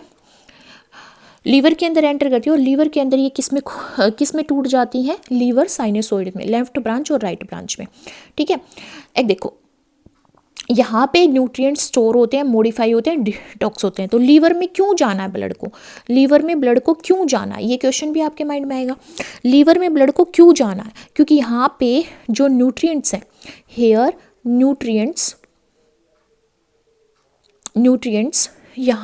न्यूट्रिएंट्स क्या होते हैं? Are stored. यहाँ पे न्यूट्रिएंट्स क्या होते हैं? Stored, modified. न्यूट्रिएंट्स स्टोर्ड होते हैं, मॉडिफाइड होते हैं और क्या होते हैं? डिटॉक्सीफाइड होते हैं। यहाँ पे न्यूट्रिएंट को स्टोर किया जाता है, मॉडिफाई किया जाता है और डिटॉक्सीफाई किया जाता है। ठीक है, यहाँ पे लीवर के अंदर। ठीक है, अब लीवर से जो हमारा ब्लड है वो निकलेगा, बाहर निकलेगा। किसके थ्रू निकलेगा? हेपेटिक वेन्स के थ्रू, इन्फीरियर वेना केवा के थ्रू। ठीक है, या और फिर वो कहाँ पे इन्फीरियर हेपेटिक वेन के थ्रू बाहर निकलेगा। अब लीवर है, लीवर से ब्लड कहाँ से कैसे बाहर निकलेगा? हेपेटिक वेन्स के थ्रू बाहर निकलेगा, हेपेटिक वेन्स के थ्रू। और हेपेटिक वेन जो है वो किसको ज्वाइन करेगी? ये ज्वाइन करेगी इन्फीरियर वेना केवा को। किसको?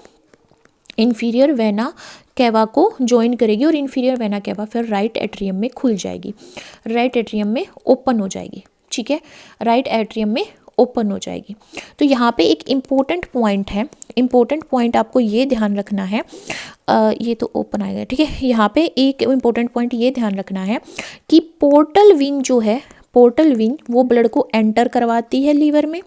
ठीक है, और जो हेपेटिक वेन है वो ब्लड को कहाँ पे एंटर करवाती है? राइट एट्रियम में, इन्फीरियर वेना केवा के थ्रू। ठीक है, पोर्टल वेन लीवर में पहुंचाएगी, हेपेटिक वेन राइट एट्रियम में पहुंचाएगी। ठीक है, ये मेन पॉइंट है।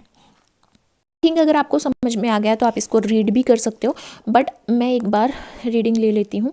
ठीक है, मेन पॉइंट होता है समझना। आई थिंक आपको समझ में आ गया है। ठीक है, फिर भी हेपेटिक पोर्टल सिस्टम क्या है? एक सिस्टम है जो क्या इंक्लूड करता है? Hepatic portal vein. This is the hepatic portal vein that carries blood from intestine and liver. जो इंटेस्टाइन से, ये सारे जो पोर्शन है ये कहाँ से ब्लड लेके जाते हैं? इंटेस्टाइन से लेके जाते हैं। इंटेस्टाइन के किसी न किसी पार्ट से लेके जाते हैं। कहाँ पे लेके जाते हैं? लीवर के अंदर। ठीक है, और फिर लीवर से वो ब्लड कहाँ जाता है? लीवर से वो हेपेटिक वेन के थ्रू हमारी किस में जाता है? राइट एट्रियम में जाता है और फिर राइट एट्रियम उसको प्योरीफाई करके लेफ्ट एट्रियम में पहुंचा के सिस्टमिक सर्कुलेशन में पहुंचाती है। ठीक है, ये सभी कोडेट्स में पाया जाता है, सभी कोडेट्स में हेपेटिक पोर्टल सिस्टम पाया जाता है। मैमल्स में देयर इज 6 मेन वेन्स। क्या होती हैं? 6 मेन वेन्स होती हैं जो ड्रेन करती हैं विनस ब्लड। विनस ब्लड होता है डीऑक्सीजनेटेड ब्लड। विनस ब्लड होता है डीऑक्सीजनेटेड ब्लड। ठीक है, डीऑक्सीजनेटेड ब्लड डिफरेंट पार्ट से, एलिमेंट्री कैनाल के, एलिमेंट्री कैनाल डाइजेस्टिव सिस्टम, उससे विनस ब्लड को कहाँ पे लेके आती है? लीवर में। कौन कौन सी वेन है? Posterior inferior mesenteric when, posterior inferior mesenteric when. ये रेक्टल वो और हमारा इंटेस्टाइन का रीजन है वहाँ से ब्लड कलेक्ट करती है। ये 4 स्मॉल वीन से मिलके बनी होती है, rectal vein, sigmoid vein, left colonic vein, और ये किस में ओपन होती है, स्प्लीनिक वीन में ओपन होती है। ठीक है, इनका फर्दर डिवीजन यहाँ पे बताया गया है कि ये रेक्टल वीन, सिग्मोइड वीन और लेफ्ट कोलोनिक वीन में डिवाइड होती है। ये रेक्टल पोर्शन से, ये सिग्मोइड पोर्शन से, ये कोलोनिक पोर्शन से क्या करती हैं, ब्लड को कलेक्ट करती हैं और स्प्लेनिक वीन में ओपन होती है। Anterior and superior mesenteric vein collect करती है ब्लड को कोलोन के वॉल से, केकम से और स्मॉल इंटेस्टाइन से। It consist largest concentration of nutrient, इसमें ज़्यादा न्यूट्रिएंट होते हैं, ग्लूकोज होता है, अमाइनो एसिड होता है, विटामिन होता है। ये किससे फॉर्म होती है, right colonic vein, ileocolic vein और एपेंडिकुलर वीन से मिलके ये बनती है। क्यों बनती है, सुपीरियर मेजेंट्रिक वीन की बात की जा रही है कि किस किस से मिलके बनती है। इसका डिवीजन होता है राइट कोलोनिक वीन जो कोलोन से क्या करती है, ब्लड को कलेक्ट करती है। इलियोकोलिक वीन जो इलियम से और कोलिक रीजन से ब्लड को क्या करती है, कलेक्ट करती है। एक होती है एपेंडिकुलर वीन जो एपेंडिकुलर रीजन से ब्लड को कलेक्ट करती है। स्प्लीनिक वीन की बात करें तो ये स्प्लीन से और पैनक्रियाज से क्या करती है, ब्लड को कलेक्ट करती है। इट पोजेस फ्री हेमोग्लोबिन, बहुत सारा फ्री हेमोग्लोबिन होता है, बिना oxygen containing haemoglobin, free form में हेमोग्लोबिन होता है जो बहुत लार्ज अमाउंट में होता है। राइट गैस्ट्रिक वीन जो रिसीव करती है किससे, हमारे गैस्ट्रिक वीन किससे, गैस्ट्रिक वर्ड स्टमक के लिए आता है, तो राइट और लेफ्ट गैस्ट्रिक वीन्स जो हैं वो स्टमक से ब्लड को रिसीव करती है। बट जो लेफ्ट गैस्ट्रिक वीन है वो पैनक्रियाज से भी क्या करती है, ब्लड को रिसीव करती है। अब यहाँ पे क्या बच गई, सिस्टिक वीन, जिसके बारे में मैंने बात नहीं की थी। सिस्टिक वीन किससे ब्लड को रिसीव करती है, गोल ब्लेडर से। किससे ब्लड को रिसीव करती है, गोल ब्लेडर से। और सारी किस में ओपन होती है, ये सारी पोर्टल वीन में ओपन होती है, इस एक पॉइंट पे आके ओपन हो जाती है। Posterior mesenteric vein opens into splenic vein, ये जो हमारी पोस्टीरियर मेजेंट्रिक वीन है वो किस में ओपन होती है, स्प्लीनिक वीन के अंदर ओपन होती है। और splenic anterior mesenteric right gastric fuse to form hepatic portal vein जो ब्लड को लीवर तक पहुंचाती है। लीवर से वो राइट और लेफ्ट ब्रांचेस के थ्रू जाता है और फिर वीन्स क्या करती हैं, उसको राइट एट्रियम में पहुंचाती है, फिर वो वहाँ पे प्योरीफाई होकर सिस्टमिक सर्कुलेशन में आता है। I think it is clear to you. देखो यहाँ पे ये जो डायग्राम दिखाया गया है ये किसका डायग्राम है, ये ECG का डायग्राम है। जब भी हमारी हार्ट में कुछ प्रॉब्लम होती है तो डॉक्टर ECG करते हैं, ठीक है। ये रिकॉर्ड करता है इलेक्ट्रिकल एक्टिविटी, हमारे हार्ट में इलेक्ट्रिक इम्पल्स जनरेट होती हैं जिसकी वजह से हमारा हार्ट कॉन्ट्रैक्ट करता है, रिलैक्स करता है। क्या हमारे हार्ट के अंदर इलेक्ट्रिक इम्पल्स जनरेट होती हैं, ठीक है, SA नोड से जनरेट होती हैं। SA नोड हमारा पेस मेकर माना जाता है, ठीक है। ऑटोमेटिकली लोकल जनरेट होती हैं, ये हार्ट खुद जनरेट करता है इनको अपने बॉडी में एक्शन पोटेंशियल बना के। तो इलेक्ट्रिक इम्पल्स जनरेट होती हैं जिसकी वजह से हार्ट के डिफरेंट चैम्बर्स जो होते हैं वो कंट्रोल किए जाते हैं, मतलब कि उनका कॉन्ट्रैक्शन और उनके रिलैक्सेशन को रेगुलेट किया जाता है, ठीक है। और इसी रिलैक्सेशन और कॉन्ट्रैक्शन की वजह से यहाँ पे ये वेव्स बनती हैं जिसको हम इलेक्ट्रोकार्डियोग्राम बोलते हैं, ठीक है, जो रिकॉर्ड करता है कि हमारे हार्ट के अंदर जो इलेक्ट्रिकल एक्टिविटी हो रही है वो नॉर्मल हो रही है या नहीं हो रही, ठीक है। तो इसी को डॉक्टर देख के पता लगाते हैं कि कुछ प्रॉब्लम तो नहीं है हमारे हार्ट में, ठीक है। तो यहाँ पे देखो एक्स एक्सिस जो है वो टाइम पर सेकंड में दिखा रहा है और वाई एक्सिस हमारा मिली वोल्ट में वोल्टेज को दिखा रहा है। अब यहाँ पे ये ऐसा क्यों किया गया है, क्योंकि जो हमारी एक कार्डिक साइकिल होती है, एक जो कार्डिक साइकिल होती है वो अप्रोक्स 0.8 सेकंड की होती है। कितनी होती है एक कार्डिक साइकिल, 0.8 सेकंड की होती है। इसीलिए यहाँ पे टाइम दिखाया गया कि एक कार्डिक साइकिल कितनी टाइम में कवर हो रही है। ये हमारी पूरी जो ये वेव्स दिख रही है ये एक कार्डिक साइकिल में बनती है, ये एक कार्डिक साइकिल में बनती है, ठीक है। अब देखो इसको बहुत ईजिली और जल्दी समझेंगे। देखो पी वेव यहाँ पे आ रही है, पी वेव का मतलब होता है डीपोलराइजेशन ऑफ एट्रिया, ठीक है। डीपोलराइजेशन ऑफ एट्रिया का मतलब है कि यहाँ पे क्या होता है, SA नोड क्या करती है, इम्पल्स जनरेट करती है, कहाँ पे पहुँचाती है, एट्रिया में पहुँचाती है, जिसकी वजह से एट्रिया एक्साइट हो जाती है और एट्रिया के अंदर क्या होता है, कॉन्ट्रैक्शन होता है। एट्रिया के अंदर क्या होता है, कॉन्ट्रैक्शन होता है, ठीक है। तो एट्रिया जैसे ही डीपोलराइज होगी मतलब कि उसके अंदर इलेक्ट्रिक इम्पल्स पहुंच गई और उसको सिग्नल मिल गया कॉन्ट्रैक्ट होने का। तो जैसे ही एट्रिया डीपोलराइज होगी क्या बनेगी, पी वेव बनेगी, ठीक है। फिर क्या आता है, PR इंटरवल, ये P और R का इंटरवल, ठीक है, P और R इंटरवल आता है। है ना, ये टाइम है, ये टाइम है जो इम्पल्स को एट्रिया से वेंट्रिकल में जाने के लिए लगता है। ये टाइम है ना, ये टाइम है जो एट्रिया से जब वेंट्रिकल में इम्पल्स जाता है, वेंट्रिकल में क्या जाता है, इम्पल्स जाता है, तो उसको पहुंचने में जो टाइम लगता है उसको बोला जाता है ना। तो यहाँ पे एवी नोड लेके जाती है, एवी नोड क्या लेके जाती है, इम्पल्स को लेके जाती है वेंट्रिकल तक। तो एवी नोड डिले करती है, यहाँ पे डिले मतलब यहाँ पे डिले कितनी देर का होता है, 0.16 सेकेंड का डिले होता है एट्रिया से वेंट्रिकल में क्या पहुंचने का, यहाँ पे इम्पल्स के पहुंचने का। ठीक है, तो इसको बोला जाता है AV node delay, AV node delay. ठीक है, तो फिर उसके बाद क्या आती है हमारी, उसके बाद क्या आती है, क्यू वेव आती है। यहाँ पे एंट्रियोसेप्टल रीजन जो है वेंट्रिकुलर माइकोर्डियम का वो एक्टिवेट हो जाता है। और आर वेव कब आती है, जब डीपोलराइजेशन होती है वेंट्रिकुलर मायोकार्डियम की। ठीक है, और एस वेव कब होती है, activation of postero basal portion of ventricle, मतलब वेंट्रिकल ही यहाँ पे एक्टिवेट हो रही है, क्यू में भी, आर में भी और एस में भी। यहाँ पे जो क्यू है वो सेप्टल डिपोलराइजेशन दिखाता है, ये क्या दिखाता है, सेप्टल डीपोलराइजेशन दिखाता है, सेप्टल डीपोलराइजेशन दिखाता है। आर जो है वो आर दिखाता है वेंट्रिकुलर डीपोलराइजेशन, ये वेंट्रिकुलर डीपोलराइजेशन दिखाता है। ठीक है, और जो हमारा एस है वो कंप्लीशन दिखाता है, कंप्लीट हो गया यहाँ पे क्या, डिपोलराइजेशन, यहाँ पे डिपोलराइजेशन कंप्लीट हो गया, मतलब हमारी जो वेंट्रिकल है वो पूरी एक्टिवेट होगी, पूरी की पूरी उसके अंदर इलेक्ट्रिकल इम्पल्स जा चुकी हैं। और जब हमारी वेंट्रिकल क्या होती है, डीपोलराइज होती है, तो यहाँ पे हमारी एट्रिया जो थी वो क्या हो जाती है, रीपोलराइज, रीपोलराइज। अगर हमारी वेंट्रिकल डीपोलराइज होगी तो एट्रिया क्या हो जाएगी, डीपोलराइज। तो हमें क्या याद रखना है, QRS कॉम्प्लेक्स जो है, QRS कॉम्प्लेक्स जो है वो वेंट्रिकुलर डीपोलराइजेशन को रिप्रेजेंट करता है, वेंट्रिकुलर डीपोलराइजेशन को रिप्रेजेंट करता है कि वेंट्रिकल के पास इम्पल्स पहुंच गई है और वो एक्टिवेट हो गई है। ठीक है, ये PR इंटरवल क्या था हमारा, AV नोड डिले था, AV नोड डिले था।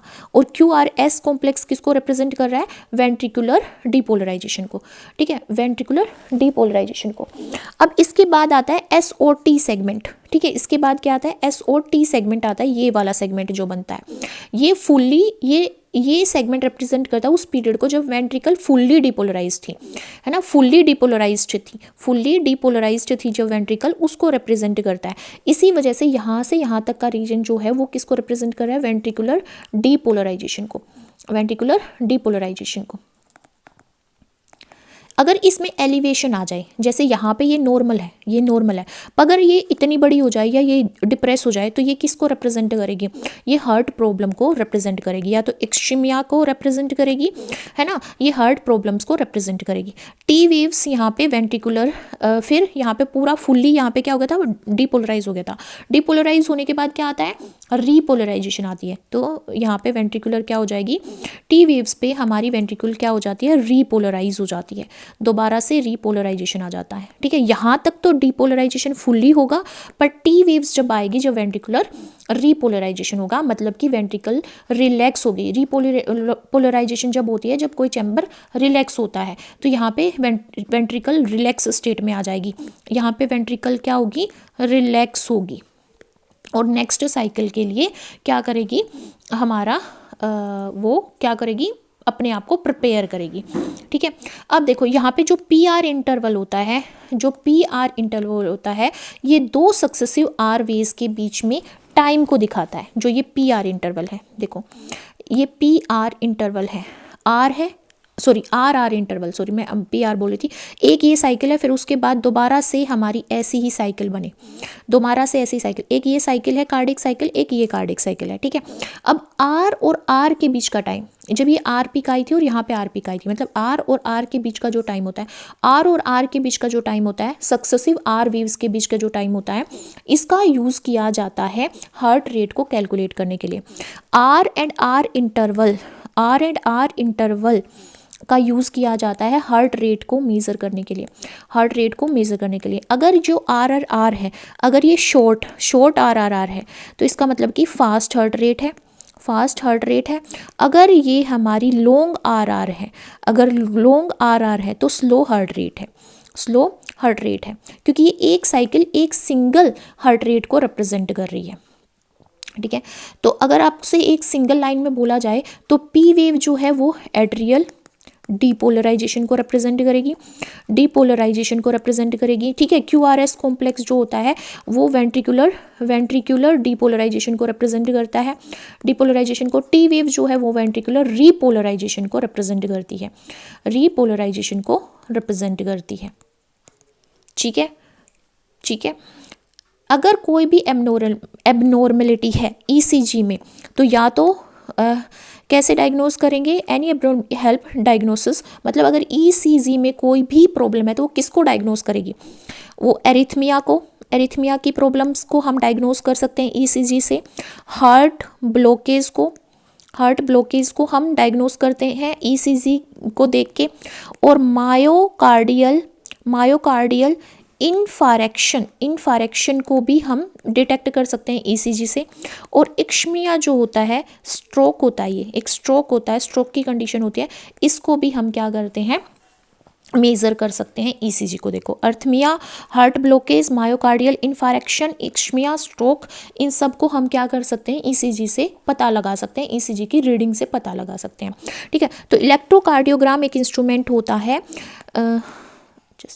इलेक्ट्रोकार्डियोग्राम एक इंस्ट्रूमेंट होता है जिसको इलेक्ट्रोकार्डियोग्राम, ग्राफिकल रिप्रेजेंटेशन जो होती है इलेक्ट्रिकल एक्टिविटी की, हार्ट की इलेक्ट्रिकल एक्टिविटी की, जो एक कार्डिक साइकिल के टाइम पे होती है, उसको रिप्रेजेंट करने के लिए यूज़ किया जाता है। एक कार्डिक साइकिल 0.8 सेकेंड की होती है। ठीक है, to get ECG a patient is connected to a machine with 3 electrical leads. ये जो दो जो हैं वो उसकी रिस्ट पे लगेंगी और लेफ्ट एंकल पे लगेंगी, जो क्या मॉनिटर करती है, हार्ट की activity. For a detailed evaluation of heart function multiple leads are attached to chest reason.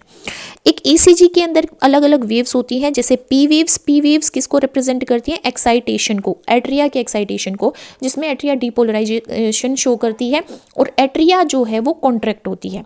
ठीक है, ठीक है, एट्रियल सिस्टोल का मतलब क्या है, एट्रिया कॉन्ट्रैक्ट होगी पी वेव पे। और क्यू आर एस कॉम्प्लेक्स जो है वो रिप्रेजेंट करता है वेंट्रिक्यूल के डीपोलराइजेशन को। वेंट्रिक्यूल यहाँ पे एक्साइटेड होती है, मतलब वेंट्रिकुलर सिस्टोल होता है, वेंट्रिकल कॉन्ट्रैक्ट करती है। और जो टी वेव्स होती है ये रिप्रेजेंट करती है रीपोलराइजेशन ऑफ वेंट्रिकल, वेंट्रिकल की रीपोलराइजेशन होती है, मतलब वेंट्रिकल यहाँ पे रिलैक्सेशन में है।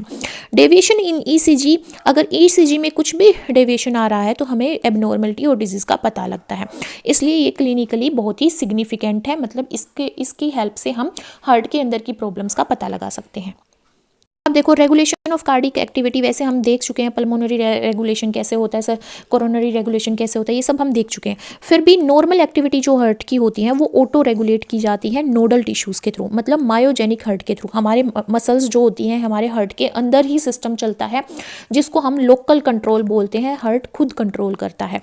मेडुला ओब्लंगटा रेगुलेट करती है कार्डिक एक्टिविटी को ऑटोनोमस नर्वस सिस्टम के थ्रू, ऑटोमेटिक नर्वस सिस्टम के थ्रू। ठीक है, सिंपैथेटिक नर्वस सिस्टम जो है वो हार्ट रेट को इंक्रीज कर देता है और स्ट्रेंथ ऑफ वेंट्रिकुलर कॉन्ट्रैक्शन को भी वो इंक्रीज कर देता है, जिसकी वजह से वेंट्रिकुलर ज़्यादा कॉन्ट्रैक्ट करती है, ज़्यादा कार्डिक आउटपुट होता है, ज़्यादा ब्लड फ्लो होता है, वेसो डायलेशन हो जाता है। यहाँ पे क्या हो जाता है, वेसो डायलेशन हो जाता है। ठीक है, पैरासिम्पैथेटिक नर्वस सिस्टम जो है वो डिक्रीज करता है हार्ट बीट, जिसकी वजह से एक्शन पोटेंशियल कंडक्ट किया जाता है और कार्डिक आउटपुट लेस होता है, लेस ब्लड फ्लो होता है, वेसो कॉन्स्ट्रिक्शन हो जाएगा। एड्रेनल मेडुला जो है से जो हार्मोन आएगा हमारे, वो क्या करेंगे, कार्डिक आउटपुट को इंक्रीज करेंगे, मतलब ब्लड फ्लो इंक्रीज होगा, वेसोडाइलेशन होगा। तो हमें याद रखना है, sympathetic nervous system heart beat बढ़ा देता है, वेसोडाइलेशन करता है, ब्लड फ्लो इंक्रीज हो जाता है। Parasympathetic nervous system heart beat को स्लो करता है, मतलब कि लेस ब्लड फ्लो आता है, मतलब कि वेसो कॉन्स्ट्रिक्शन होता है। एड्रेनल मेडुला से जो हार्मोन्स आते हैं वो कार्डिक आउटपुट को बढ़ाते हैं, मतलब कि ब्लड फ्लो बढ़ता है, मतलब वेसोडाइलेशन होता है। ठीक है, नेक्स्ट है कुछ डिसऑर्डर्स की बात करेंगे सर्कुलेटरी सिस्टम। देखो, कुछ डिसऑर्डर जैसे हाइपरटेंशन क्या होती है, high blood pressure, high BP. यहाँ पे जो ब्लड प्रेशर है वो हायर होता है नॉर्मल सिस्टोलिक पंपिंग की कंपैरिजन में। हमारा नॉर्मल प्रेशर क्या होता है, सिस्टोलिक प्रेशर। सिस्टोलिक प्रेशर जब कॉन्ट्रैक्शन करते हैं हमारे हार्ट के चैम्बर, उस टाइम पे हमारा प्रेशर जो होता है वो होता है 120 mmHg। HG क्या है, मरकरी, ठीक है। और नॉर्मल डायस्टोल, डायस्टोल क्या होता है, जब हमारे हार्ट के चैम्बर रिलैक्स होते हैं, रेस्टिंग स्टेट में होते हैं, तो प्रेशर हमारा होता है 80 mmHg। तो हमारा 180 to 120 हमारा क्या होता है, नॉर्मल mmHg होता है, ठीक है। 80 कब आता है, जब हमारे रेस्टिंग स्टेट में होते हैं, डायस्टोलिक स्टेट में होते हैं हमारे हार्ट के चैम्बर्स। 120 कब आता है, जब हमारे हार्ट के चैम्बर्स क्या होते हैं, कॉन्ट्रैक्ट स्टेट में होते हैं। तो अगर 180 और 120 से अगर ज़्यादा आ रहा है तो बीपी फॉर एग्जांपल 140 और 90 है या इससे ऊपर है तो हाइपरटेंशन की स्टेट है, जिसकी वजह से हार्ट डिजीज़ हो सकती है। और ये हमारे वाइटल ऑर्गन्स जैसे ब्रेन और किडनी को अफेक्ट कर सकता है, क्योंकि उनके पास ज़्यादा ब्लड सप्लाई होगी और वहाँ पर स्ट्रोक आने के चांसेस बढ़ जाते हैं। कोरोनरी आर्टरी डिजीज़ की वजह से भी हमें प्रॉब्लम होती है, जिसको हम आर्थ्रियोस्क्लेरोसिस भी बोलते हैं। यहाँ पे कैल्शियम, फैट या कोलेस्ट्रॉल डिपॉजिट हो जाता है हमारी आर्टरीज के अंदर, जिस एंड फिब्रस टिश्यू डिपोजिशन भी हो सकता है। फिब्रस टिश्यू भी डिपॉजिट हो सकता है, कैल्शियम भी डिपॉजिट हो सकता है, फैट भी डिपॉजिट हो सकता है, कोलेस्ट्रॉल भी डिपॉजिट हो सकता है। किसके अंदर, कोरोनरी आर्टरीज की वजह अंदर, जिसकी वजह से जो आर्टरीज का लूमेन है, अंदर की जो कैविटी है वो नैरो हो जाती है और ब्लड सप्लाई अफेक्ट होती है। एक होता है एंजीना, एंजीना पेक्टोरिस इसको बोला जाता है। इसमें एक्यूट बहुत लार्ज अमाउंट में चेस्ट पेन होता है। क्यों होता है, क्योंकि ऑक्सीजन की बहुत ज़्यादा कमी हो जाती है हार्ट मसल्स में, और ये जब होता है जब इम्प्रॉपर ब्लड फ्लो होता है हमारे हार्ट मसल्स के अंदर, ठीक है। और ये कब होता है, मिडिल एज में या फिर ओल्ड एज में ऐसा होता है। एंजीना, एंजीना पेक्टोरिस, इसमें क्या होता है, ऑक्सीजन की बहुत ज़्यादा डेफिशिएंसी हो जाती है, जिसकी वजह से एक्यूट पेन होता है चेस्ट में। हार्ट फेलियर या कंजेस्टिव हार्ट फेलियर, ये एक ऐसी कंडीशन है जिसमें हार्ट पंप नहीं कर पाता इतना ब्लड जितना एक नॉर्मल इंसान को अपनी एक्टिविटी के लिए ज़रूरी होता है।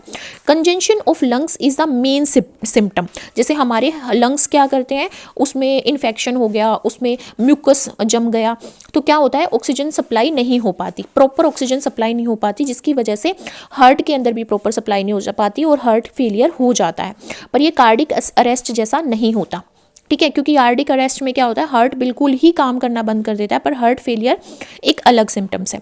हार्ट शॉक, जिसमें सडन डैमेज हो जाता है हार्ट मसल्स में क्योंकि प्रॉपर ब्लड सप्लाई नहीं हो रही। तो हार्ट अटैक का मतलब है एकदम से हार्ट की मसल्स का डैमेज हो जाना। कार्डियक अरेस्ट का मतलब है एकदम से हार्ट रुक जाना, और हार्ट एकदम से तब रुकता है जब हमारे लंग्स डैमेज हो, और लंग्स कम डैमेज होते हैं जब उनमें म्यूकस या इन्फेक्शंस हो जाता है, ठीक है। तो ये हार्ट फेलियर के रीज़न होते हैं। तो ये हमारे क्या है, कुछ डिसऑर्डर हैं सर्कुलेटरी सिस्टम के। और इसी के साथ हम अपना लेक्चर खत्म करते हैं। हमारे दो छोटे छोटे यहाँ पे टॉपिक बचते हैं, एक लिम्फेटिक सिस्टम और दूसरा हमारा बचता है यहाँ पे blood vessels. So stay connect with me. अगर आपको मेरी वीडियोस पसंद आती हैं then write in the comment section given below and subscribe to my channel and thank you so much for visiting to my videos.